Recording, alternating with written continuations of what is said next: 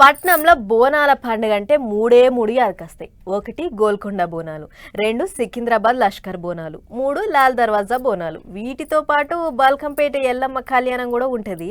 అయితే ఇంట్లో అన్ని అవ్వాలదారుగా ఓడిచిపోయినాయి. ఇక ఆయతారం నాడయ్యే లాల్ దర్వాజా బోనాల కోసం పాత బస్తీ అంతా తయారైందట. పాండ్రి సౌలతులు ఎట్లెట్లున్నాయి, ఏం కథ అనేది అట్లా పోయి అరుసుకునిద్దాం. అట్లిట్ల పట్నంలో బోనాల పండుగ ఆఖరి దళకు చేరింది. ఐతారం నాడు పాత బస్తీల లాల్ దర్వాజా బోనాలు అంగరంగ వైభవంగా జరగబోతున్నాయి. ఇందుకోసం అమ్మవారి గుడిని తీరు కలర్ బుగ్గల నడుమ చెక్కున వెళ్ళిపోతాడు తీర్చిదిద్దిర్రు. వచ్చే భక్తులకు ఎసొంటి తిప్పలు కావద్దని గుడి చుట్టుపట్టు 2 కిలోమీటర్ల మందం డేగ కన్నేస్తురు పోలీసులు. క్యూ లైన్లు బందోబస్తు చేసిన గుడి కమిటోళ్ళు భక్తులు ఎంత మంది వచ్చినా కూడా దర్శనాలు దన్న అయ్యేటట్టు వాళ్ళ ఉపాయంలో వాళ్ళున్నారు.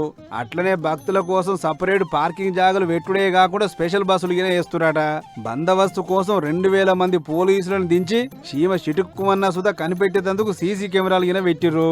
మొత్తానికి ఎసొంటి లొల్లి పంచాదులు కాకుండా నిమ్మలంగా జరగాలి, పోలీసులకు భక్తులు కూడా సహకరించాలనేది పోలీసు పెద్దసార్లు చెప్తున్న మాట.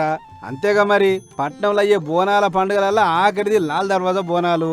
ఇది ఒడిస్తే పట్నం శివార్ల పొంటి చాలా అవుతాయి. అందుకే కాకీలు మరింత పకడ్బందీగా వాళ్ళ ఉపాయంలో వాళ్ళు ఉన్నారు. ఇది ఇట్లుంటే బోనాల పండుగ చేయంగా వైన్ షాపులు సుధా మూతపడబోతున్నాయి. కూకట్పల్లి, అల్లాపూరు, రాయదుర్గం, జీడిమెట్ల, మేడ్చలు, చందానగర్ ఇసుంటి జాగల 9 తారీఖు వైన్ షాపులన్నీ బందాట.